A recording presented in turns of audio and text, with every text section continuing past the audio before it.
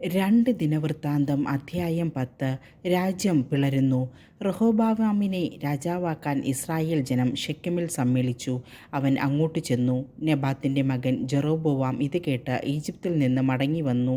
അവൻ സോളമന്റെ അടുത്ത് നിന്ന് ഈജിപ്തിലേക്ക് ഒളിച്ചോടിയതായിരുന്നു. അവർ അവനെ ആളയച്ചു വരുത്തി.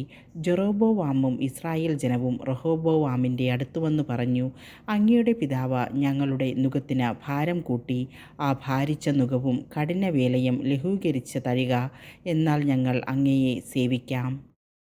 3 ദിവസം കഴിഞ്ഞ് വീണ്ടും വരുവിൻ. റഹോബോവാം അവരോട് പറഞ്ഞു. ജനം പിരിഞ്ഞുപോയി.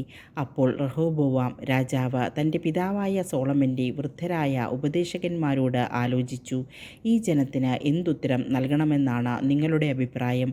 അവർ പറഞ്ഞു, അങ്ങ് ഈ ജനത്തോട് നല്ല വാക്ക് പറഞ്ഞ് അവരെ സന്തോഷിപ്പിക്കുകയും അവരോട് ദയ കാണിക്കുകയും ചെയ്താൽ അവർ എന്നും അങ്ങയുടെ ദാസന്മാരായിരിക്കും.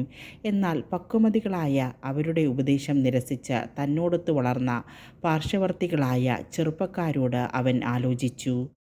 അങ്ങയുടെ പിതാവ് ഞങ്ങളുടെ മേൽ വെച്ച നുകം ലഘൂകരിക്കുക എന്നു പറയുന്ന ഈ ജനത്തിന് എന്തു മറുപടി നൽകണമെന്നാണ് നിങ്ങളുടെ അഭിപ്രായം?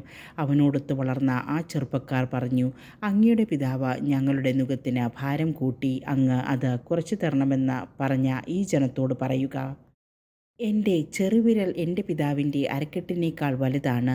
അവൻ ഭാരമുള്ള നുകം നിങ്ങളുടെ മേൽ വെച്ചു, ഞാൻ അതിൻ്റെ ഭാരം കൂട്ടും. അവൻ നിങ്ങളെ ചാട്ടകൊണ്ട് അടിച്ചു, ഞാൻ മുൾച്ചാട്ട കൊണ്ട് അടിക്കും. 3-ാം ദിവസം വീണ്ടും വരുവിൻ എന്ന് രാജാവ് പറഞ്ഞതനുസരിച്ച് ജെറൊബോവാമും ജനവും റഹോബോവാമിൻ്റെ അടുത്ത് വന്നു. രാജാവ് അവരോട് പരുഷമായി സംസാരിച്ചു.